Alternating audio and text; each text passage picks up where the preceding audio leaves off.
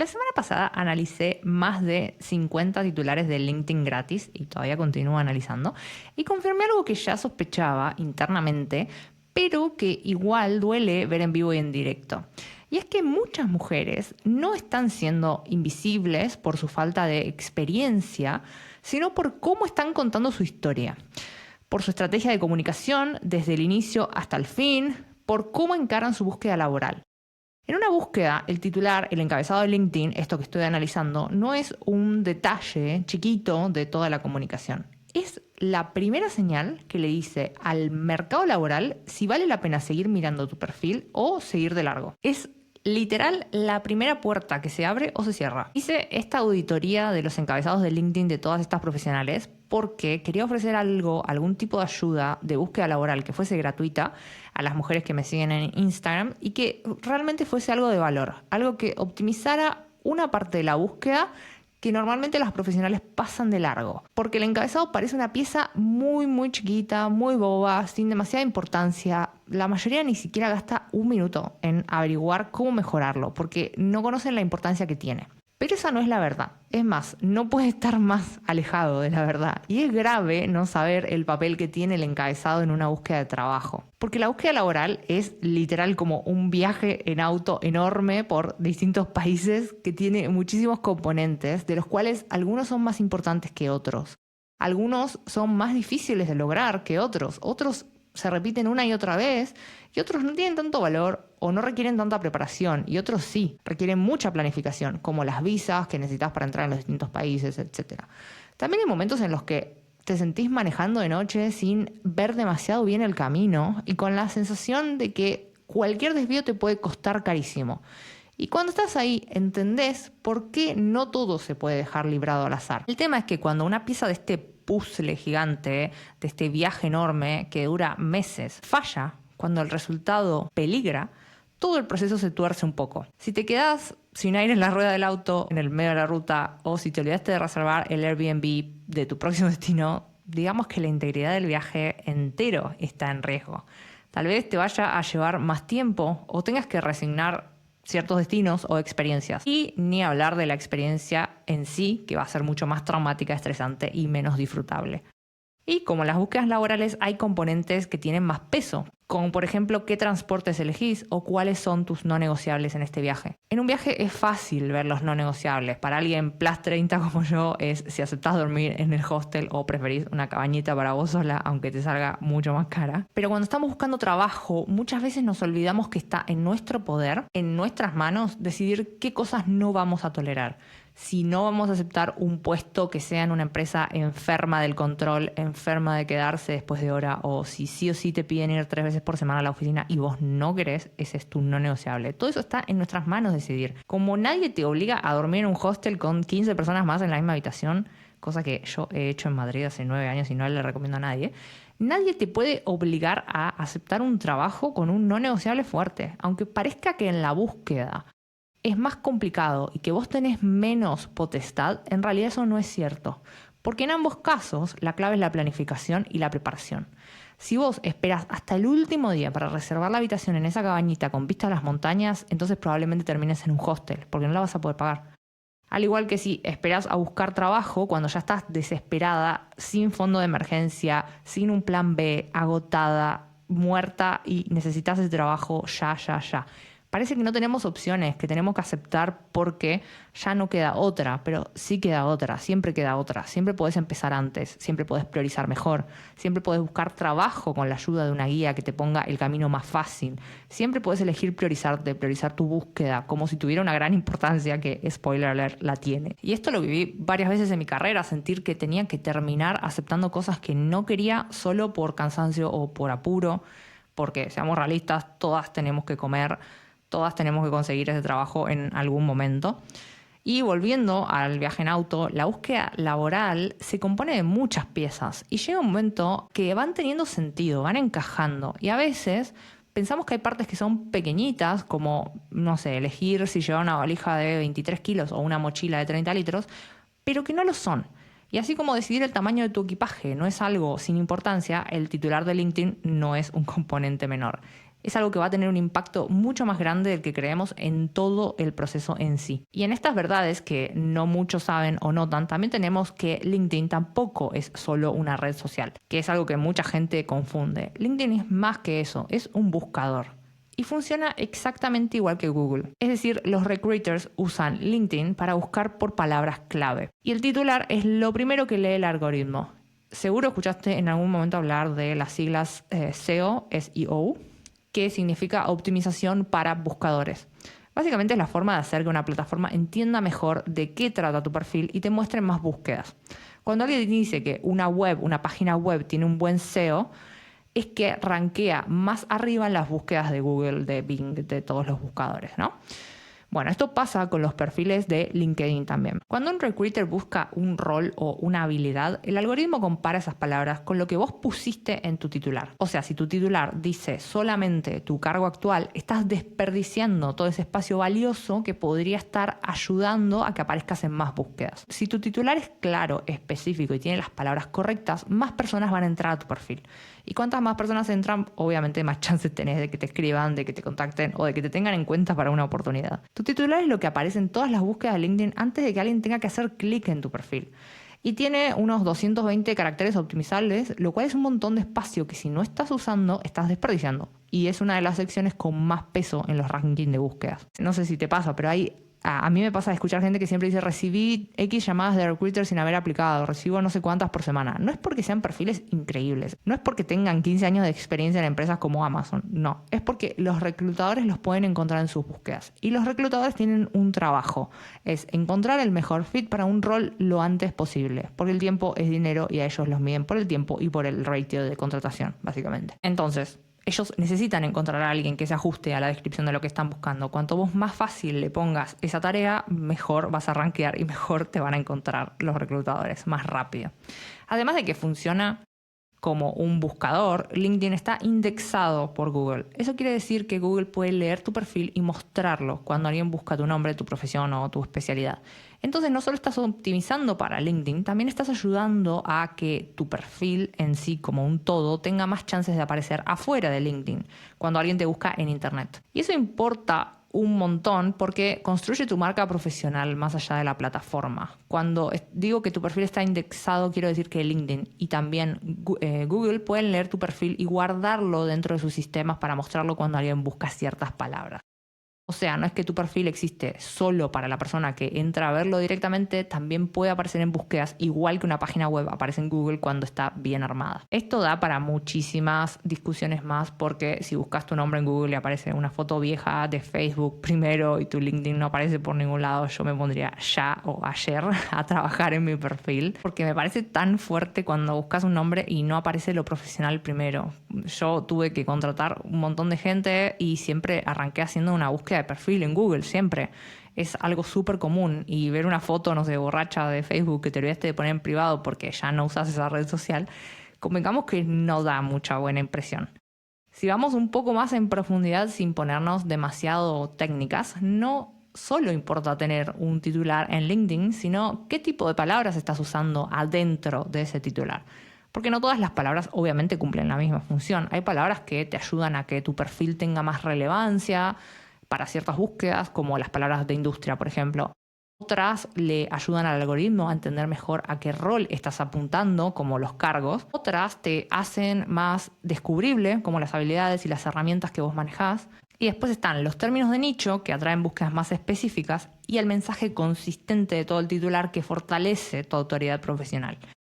Sé que este episodio está lleno de información valiosa y por eso compilé las notas para que puedas tener los cuadros resumiendo todo lo más importante y no tengas que andar escribiendo, como esto que te acabo de explicar de las categorías de cada tipo de palabra.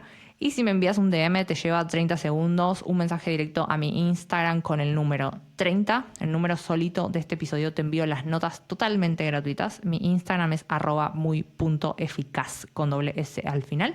Puedes encontrar el link también en las notas de este episodio. Como ya vas viendo, el titular de LinkedIn es una parte demasiado importante para obviar y para darle poca importancia. Pero si el titular es eso que puede abrirme puertas, entonces ¿cómo me aseguro de no estar cerrándolas, de no estar perdiéndome de oportunidades de que me encuentren? de no tener un perfil que esté trabajando por mí, incluso cuando estoy durmiendo, que es la idea. ¿Cómo hago para ser esa persona que te cuenta todas las semanas que alguien la llamó, que algún reclutador la llamó sin haber hecho nada? Bueno, quédate que te explico, para eso está este episodio. Para poder entender cómo hacer esto, te traje data de los encabezados que ya analicé estos días y de decenas más de mis clientas que he analizado durante la existencia de mi negocio. Y hay un error muy, muy fuerte que comete un porcentaje muy grande de las personas, así que no te sientas mal, y que quiero que vos no cometas ahora a partir de escuchar este episodio. Y es que el 90% de los profesionales comete este mismo error. Pone solo su cargo, su rol actual en el titular. Están desaprovechando 220 caracteres. Como ya vimos, el titular, eso que va abajo de tu nombre, tiene una función muy clara, que es actuar como si fuera un botón gigante de llamado a la acción cuya función es aparecer en búsquedas y generar clics. Y del otro lado, la lógica es bastante más fría de lo que nos gustaría. Alguien tiene que entender rápido quién sos, qué haces y si le servís para un rol y entrar a tu perfil en base a eso. Si no, no funciona. Tu perfil entero no tiene nada de importancia, cero, null, nothing, si ese primer llamado a la acción no pasa la prueba, porque nadie lo va a ver el perfil. ¿De qué sirve un perfil optimizado si nadie lo ve? ¿De qué sirve que hayas trabajado en la NASA y hayas ayudado a optimizar el tiempo de entrega de los productos clave de tu empresa en un 45% si nadie se entera? Y haciendo un diagnóstico de por qué pasa esto con la mayoría de los perfiles, yo creo personalmente que hay dos razones principales que hacen que se dé este error. Una es por desconocimiento, es asumir que el titular es algo súper pequeño, sin importancia, y que con poner el rol que tengo ya está. Y no solo el titular en sí, muchas personas no le dan importancia al perfil de LinkedIn directamente, lo cual es un error gravísimo. Piensan que con su CV ya están y no es lo mismo. Hoy en día los reclutadores necesitan achicar las búsquedas lo más posible antes de contactarte y claramente necesitan información que no están recibiendo si vos no le das tu atención y la atención que le merece al LinkedIn. Y no solo eso, sino que muchas personas tienen su LinkedIn desatendido, desactualizado y está en discordancia con el CV que envían. Eso es aún peor porque genera confusión del otro lado. Muchos reclutadores que están confundidos decían no avanzar con vos. Pero como segunda razón, aparte de esta de desconocimiento o de no valorar el impacto que puede tener LinkedIn en la búsqueda, yo creo que hay otra razón y es que muchas profesionales no saben ni a qué roles aplicar, directamente están perdidas. Entonces están intentando disparar CVs a muchos roles diversos, tienen un perfil que es medio white level, medio así como genérico, que intenta aplicar a muchos roles, pero que no es lo suficientemente fuerte para ninguno de ellos. Entonces, en este afán de querer encajar en puestos tan diversos como, no sé, Data Analyst y HR Assistant, terminan poniendo algo mega genérico en el titular. La candidata genérica es esa profesional que, por querer caerle bien a todo el mundo, termina teniendo un perfil que podría ser de cualquiera. Un perfil que es correcto, que es prolijo, que es educado, que es profesional, pero que es completamente plano. Un perfil que no incomoda, pero que tampoco destaca.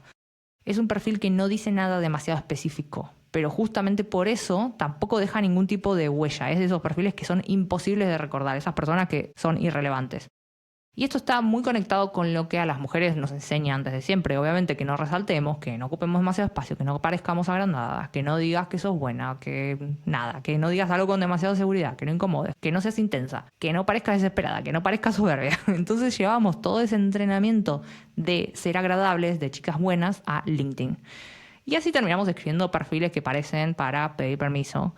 Perfiles que dicen responsible for, supporting, helping, participating in, involved in, como si hubiésemos estado paradas en una esquina de la oficina mirando cómo pasaban las cosas, cuando en realidad muchas veces sostuvimos proyectos, lideramos procesos, resolvimos quilombos, mejoramos métricas, coordinamos equipos que no teníamos que coordinar, negociamos con stakeholders, sacamos cosas adelante con cero recursos y encima sonriendo. Pero después, cuando llega el momento de contar eso, nos achicamos y lo contamos como si hubiese sido algo menor, lo contamos como si no hubiese tenido impacto, lo contamos como si nuestro trabajo no hubiese movido nada, o peor, algunas veces ni lo mencionamos. Y eso es un problema enorme, porque el mercado laboral no puede adivinar tu valor. Un recruiter no puede entrar a tu perfil y decir, ay, seguramente esta mujer hizo un montón, pero es humilde, por eso no lo escribe. No, el recruiter lee lo que está ahí, el algoritmo lee lo que está ahí, el mercado interpreta lo que está ahí. Y si lo que está ahí es genérico, plano, básico, sin una dirección, sin impacto, sin palabras claves, sin logros, sin una historia detrás. Entonces eso es lo que el mercado va a entender de vos. Podés ser excelente en tu trabajo y pésima vendiendo tu historia. Y si sos pésima vendiendo tu historia, te vas a frustrar porque vas a sentir que el mercado no te ve. Pero muchas veces el mercado no te ve porque vos misma estás escondiendo las pruebas. Cuando analizo perfiles y pienso, esta persona tiene mucho valor pero está escondida, siempre veo las mismas señales. Veo frases que achican, veo responsabilidades sin impacto, veo cargos sueltos sin contexto, veo experiencias que podrían sonar potentes, pero que están escritas como una lista de tareas administrativas. Veo titulares que dicen solamente el rol actual como si eso alcanzara. Veo perfiles que intentan ser como políticamente correctos, pero que terminan siendo, como digo, planos, invisibles. Y esta frase quiero que la escuches bien porque es lo más importante que vas a escuchar hoy. Y sé que va a doler, pero también tengo que decirlo. Si tu perfil sirve para aplicar a toda un área, probablemente no te traiga ninguna entrevista útil. Porque si puede ser para todo, no está apuntando a nada. Y yo sé que da miedo, porque muchas personas sienten que si se vuelven más específicas, se están cerrando puertas.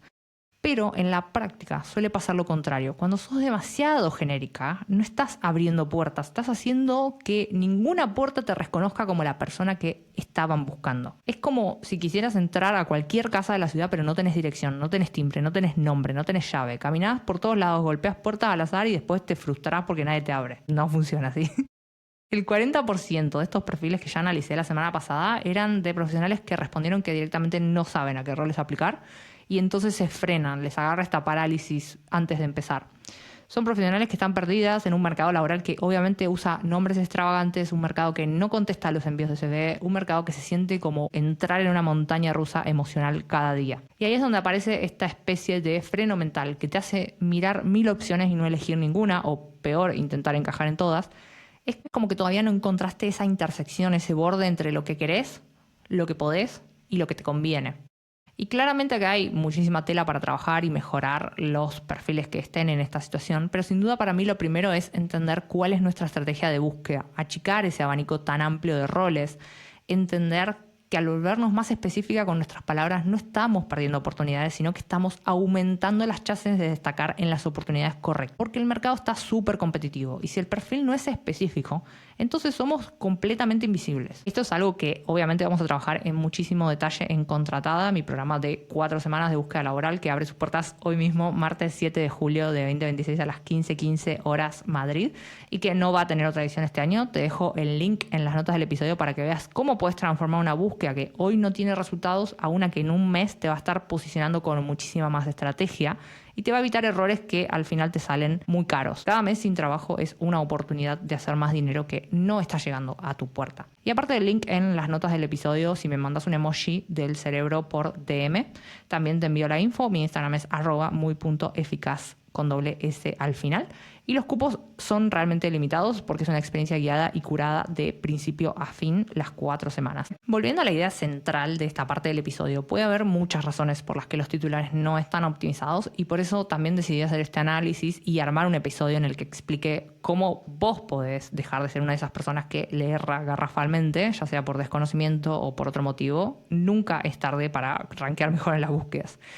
Y antes de ver la fórmula que podemos usar para crear un titular que se venda solo, habiendo ya entendido qué rol cumple el titular y qué errores vemos repetidos una y otra vez, creo que es momento de contar también una parte de mi historia de cambio de carrera porque siento que puede traer mucha luz a la búsqueda que estás haciendo. Estés cambiando de carrera o no, estés buscando un rol diferente o el mismo rol pero más senior, siento que todo lo que vamos a hablar acá puede aportar algo de valor para cualquier búsqueda laboral porque son procesos que, si bien son únicos y no se repiten las mismas condiciones, siempre hay algo que podemos sacar para no cometer los mismos errores o para acelerar nuestra búsqueda lo más posible. Y después volvemos a la parte más práctica de cómo vos podés aplicar directamente las fórmulas que te van a ayudar a destacar, pero primero vamos con la historia que sé que también tiene mucho jugo para cualquiera que esté en este camino tan arduo de buscar un mejor rol. Yo estaba bastante perdida, siendo muy generosa. Estaba totalmente perdida, para ser sincera. Si tuviera que resumir ese momento de mi cambio de carrera como un viaje, como hablábamos, diría que era como salir de la ruta equivocada, sin tener todavía del todo claro cuál era la ruta correcta. O sea, es fácil decir salgo de esta ruta equivocada y me voy a la ruta correcta, pero ¿cuál es la ruta correcta? Yo quería cambiar a marketing habiendo trabajado más de 5 años como ingeniera química,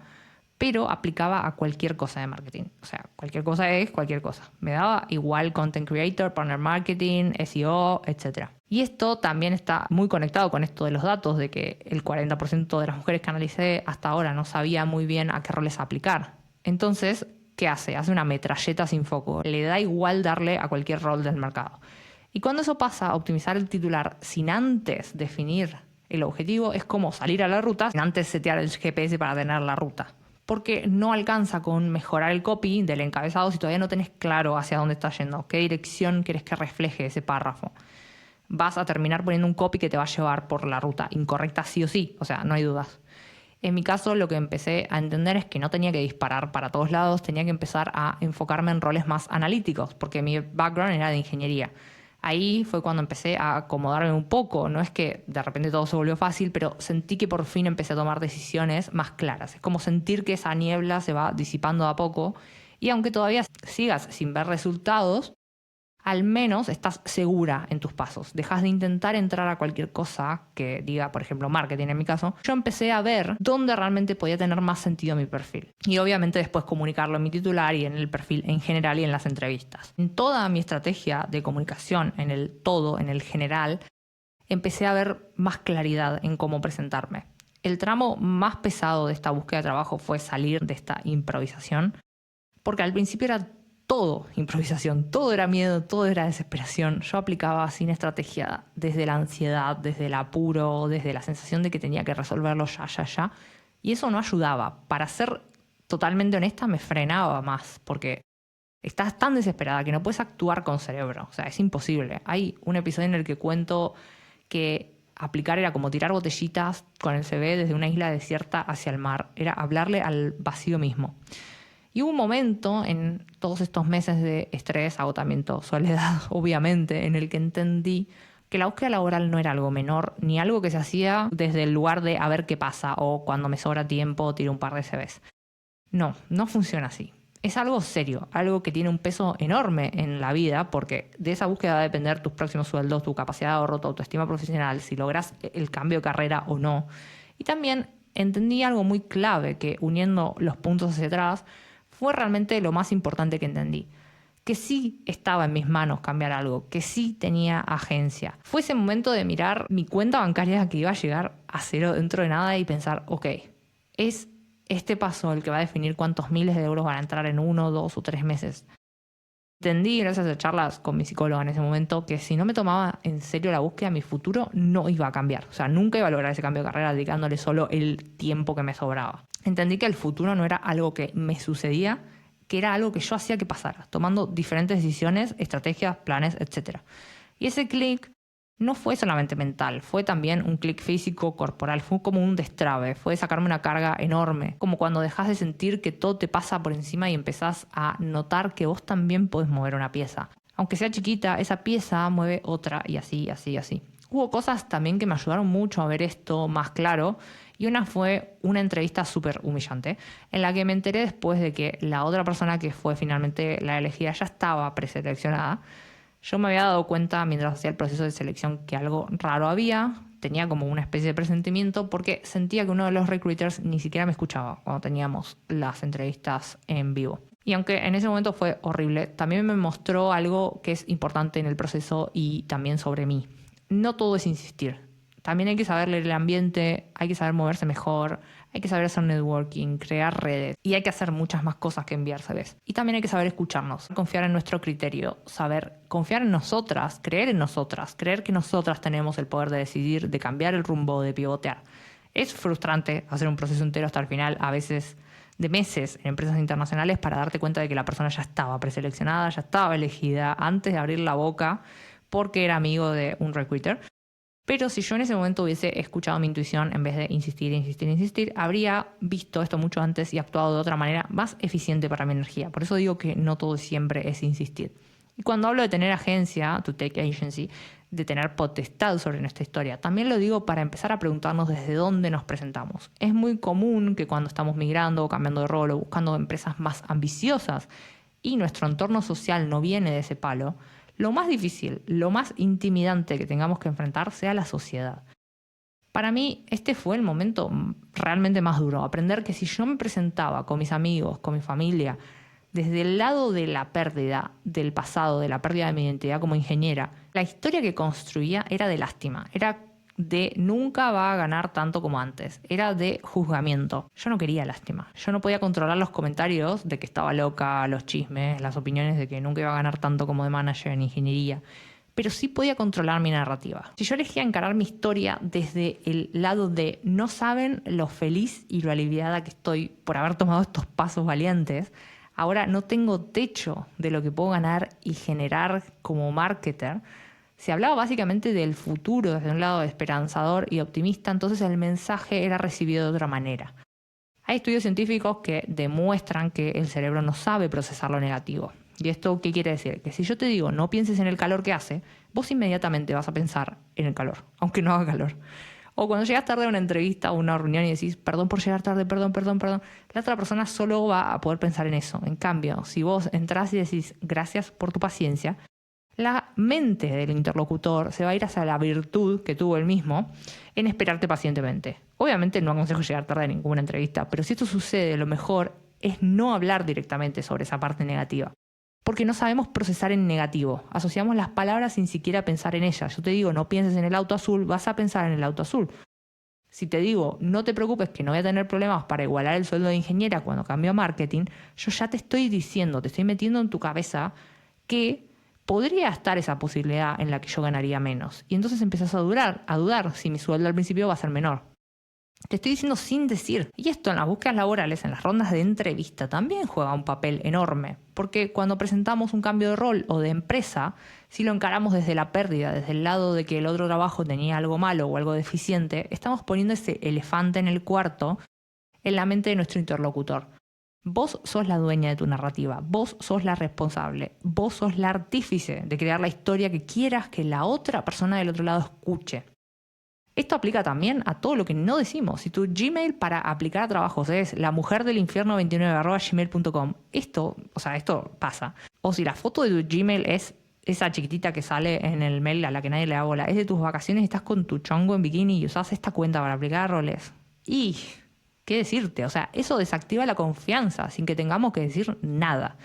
Son asociaciones que nuestro reclutador está recolectando antes de que ni siquiera abramos la boca.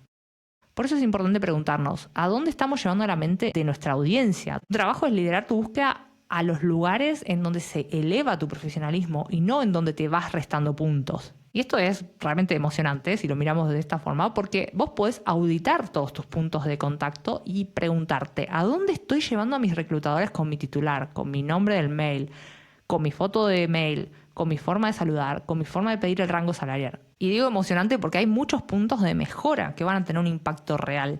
Obviamente en Contratada vamos a tener todo un módulo enfocado en auditar tu perfil de principio a fin, porque nadie va a salir de mi programa de 4 semanas sin haber analizado cada punto de su estrategia de comunicación para llevar a los reclutadores al lugar que más les acerque al éxito de conseguir un rol increíble. Lo que tampoco podemos dejar de mencionar es el efecto que tienen esas narrativas en nuestra cabeza, porque yo estoy reescribiendo mi cerebro también cuando me presento de determinada manera. Estoy escribiendo cómo me veo, cómo veo yo ese cambio, esa búsqueda. Cuanto más construyo esa narrativa, ese perfil de persona profesional valiosa, que tiene valor, que merece ese salario, ese rol, esa flexibilidad, más también me creo yo esa realidad. Sana nuestro cerebro, nuestras creencias, elimina asociaciones que me hacen sentir pequeña, escasa, insuficiente. Las palabras nuestras no solo describen el mundo que tenemos, sino que crean el mundo del futuro. Y no estoy hablando de mentalizarnos con que va a suceder y con que eso ya suceda, no.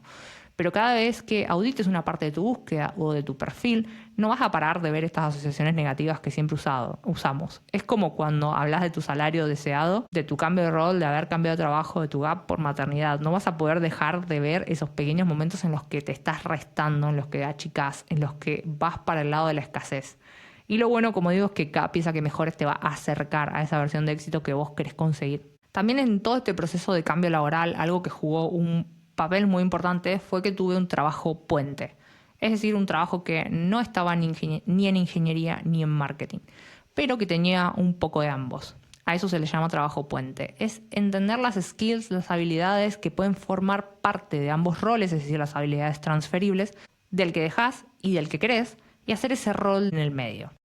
Este rol puente fue un trabajo que yo conseguí primero por contactos y después porque me moví con mucha estrategia. Era agosto de 2020, pleno COVID, y gracias a una amiga conseguí trabajo en un museo en Berlín.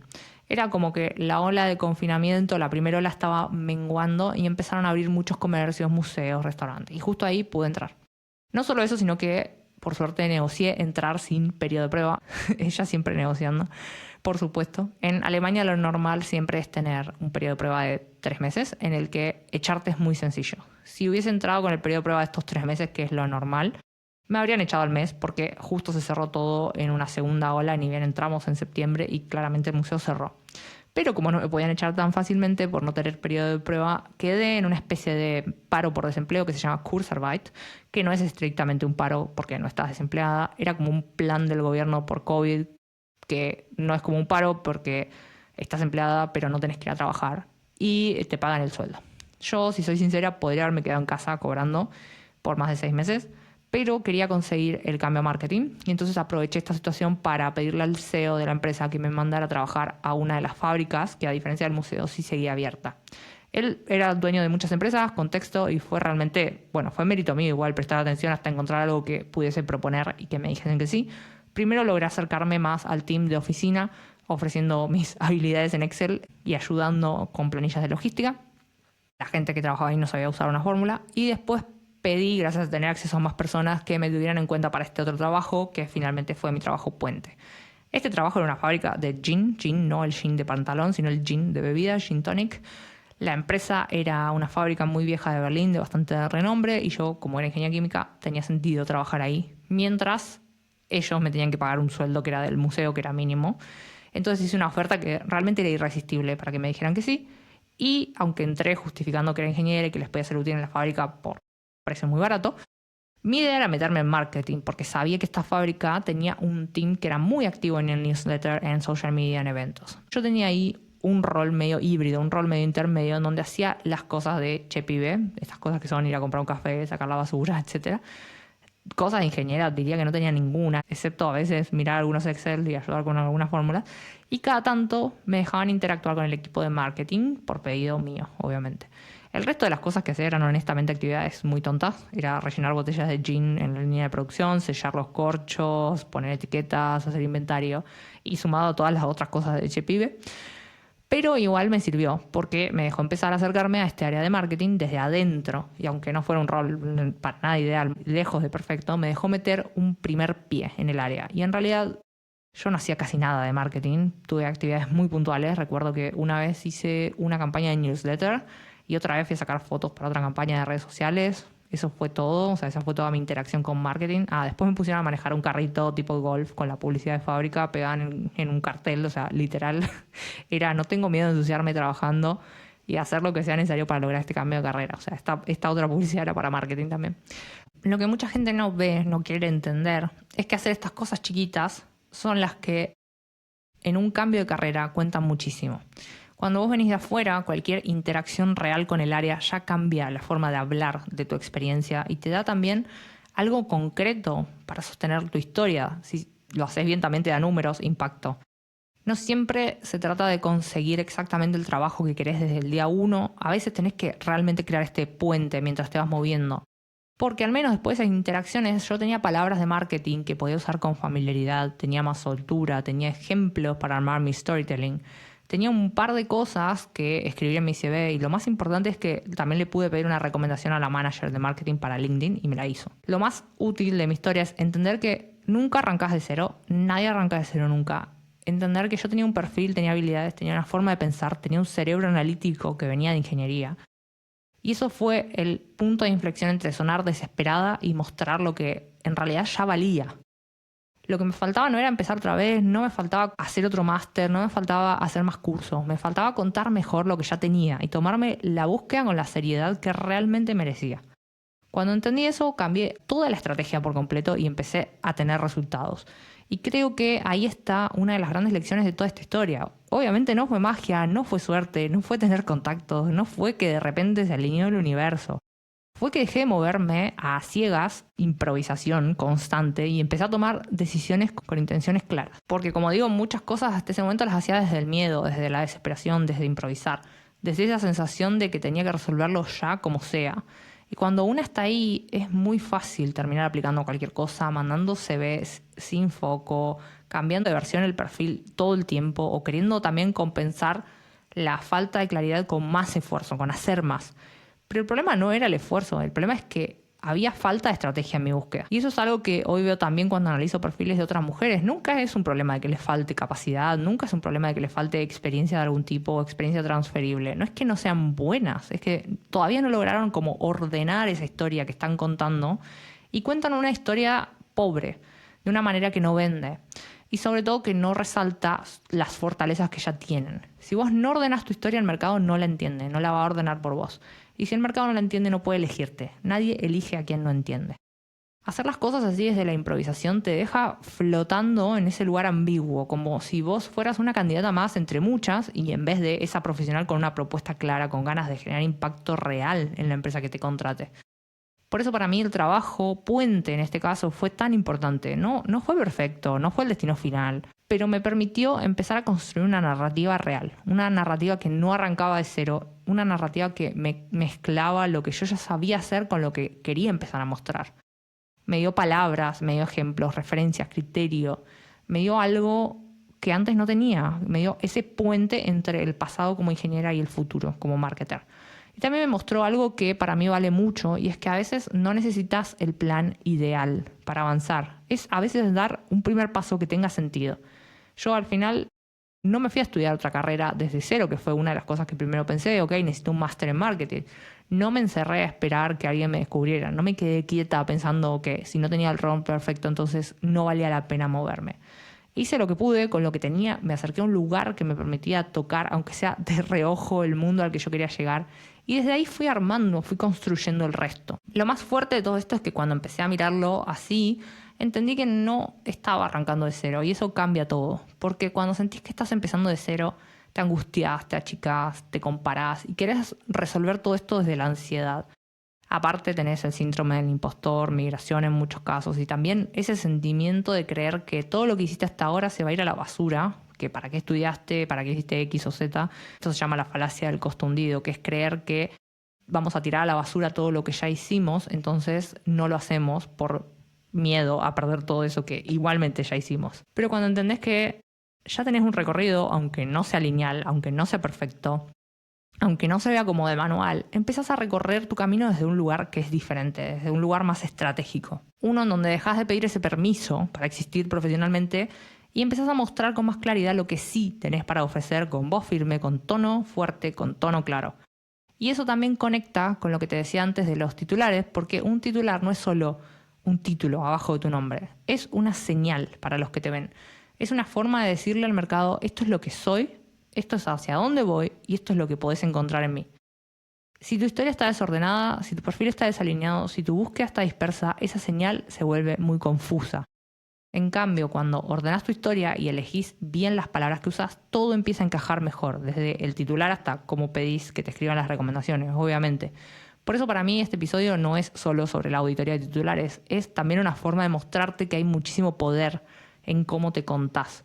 Nunca se trata de inventarte, obviamente, una identidad nueva, no es lo que estamos buscando, sino que, como yo lo veo, es que se trata de aprender a mostrar lo que ya tenés de una forma más estratégica. Y eso aplica tanto si cambias de carrera como si querés crecer adentro de la tuya, o sea, en ambos casos. También creo que hay algo muy importante en esta idea de tomarse la búsqueda en serio, porque muchas veces la sociedad te hace sentir que buscar trabajo es algo que tenés que hacer en los ratos libres o cuando ya no te queda otra. Pero no estás en el escalón 2 de la pirámide de Maslow, de la que siempre hablamos. No estás en ese lugar de desesperación, de preocuparte por sobrevivir. Y no, buscar trabajo no es algo que se deja para después o para el ratito o para el fin de. No, tampoco se deja para el momento en el que explotás por burnout y no podés más. Es una parte enorme de la vida adulta, impacta en tu plata, en tu energía, en tu autoestima, en tus decisiones, impacta en tu futuro. No es un trámite, no es un plan B menor, es una construcción. Y si lo tratás así, también cambian, obviamente, los resultados. Por supuesto que cambian los resultados. Y lamento decirte que es algo que deberías estar haciendo casi siempre, buscar trabajo. Aunque no elijas cambiar de trabajo, saber buscar trabajo puede cambiar tu carrera profesional de acá a los próximos 25, 30 años. Cuando dejé de tratar mi búsqueda como algo que iba resolviendo sobre la marcha y empecé a tratarla como algo serio, con peso, con estructura, con estrategia, realmente cambió todo. Cambió lo que aplicaba, cambió cómo hablaba en las entrevistas, cambió cómo me mostraba, cambió cómo entendía mis no negociables, mis puntos de flexibilidad, cambió el tiempo que le dedicaba a preparar respuestas de entrevistas y por supuesto cambió la confianza con la que me comunicaba en esas entrevistas. No se trata de tener todas las respuestas y no se trata de buscar la perfección, sino que saben que odio la palabra perfección. Se trata de dejar de improvisar todo el tiempo. Se trata de construir algo que te permita avanzar por la ruta que vos elegís y no por ese camino inhóspito que no buscaste ni querías. Y eso para mí es lo más valioso que te puedo dejar hoy. Cambiar de carrera o buscar un trabajo mejor no empieza cuando por fin te sentís lista. Tampoco empieza cuando ya estás quemadísima y no podés más, ni empieza en tus ratos libres. Empieza cuando decidís dejar de esperar a sentirte lista y empezás a actuar con lo que ya tenés, con lo que ya hiciste y con lo que ya sos. Y para ir redondeando en la práctica, un titular eficiente es uno que cumple con estos ingredientes que ya fuimos viendo, que es uno que comunica con claridad hacia dónde vas y qué tenés para ofrecer, que te posiciona en las búsquedas y sobre todo que usa los caracteres de forma valiosa y estratégica y que no es vago y que está trabajando para vos incluso cuando estás durmiendo. Y si tuviéramos que enumerar qué es lo que Google indexa de LinkedIn, mencionaría 5 cosas, que es la experiencia profesional, la especialización que vos tenés en la industria, también tu relevancia geográfica, si es que es algo importante, la alineación con la intención de la búsqueda y también la relevancia de las palabras clave. Entonces, por ejemplo, si tu titular incluye, no sé, SEO Expert in Berlin, tu perfil va a aparecer cuando los usuarios busquen obviamente lo mismo, SEO Expert Berlin o Berlin SEO Consultant o por ejemplo también SEO Specialist in Munich. O sea, también va a aparecer en distintas geografías, por ejemplo, porque machean otras partes de tu titular. Si todavía no te descargaste las notas del episodio, este es el último recordatorio. En la última página vas a encontrar un checklist de optimización que te va a ayudar a mejorar el titular de una forma que es sencilla pero potente. Y este checklist lo tenés escrito ahí. Solo tenés que ir a mi Instagram, mandarme un DM con el número 30. Tardas nada, 30 segundos y vas a recibir todo este cuaderno con las notas más importantes y con todo este checklist accionable al final. Estoy emocionadísima de todas las mujeres que ya me escribieron que van a formar parte de Contratada 2026. Ya tenemos las puertas abiertas desde hoy, martes 7 de julio de 2026 a las 15:15 horas Madrid. Y esta es la única edición del año con cupos limitados. Si todavía estás indecisa de si inscribirte o no, mándame un DM con el emoji del cerebro a @muy.eficaz con doblez al final. Y te paso la página web en donde puedes ver videos de mujeres profesionales que, como vos, estaban buscando trabajo sin resultados y en pocos meses consiguieron cambiar de trabajo, aumentar su sueldo significativamente y lo más importante, mejorar las capacidades de búsqueda laboral de acá hasta que terminen su carrera. Te mando un abrazo enorme, te quiero mucho.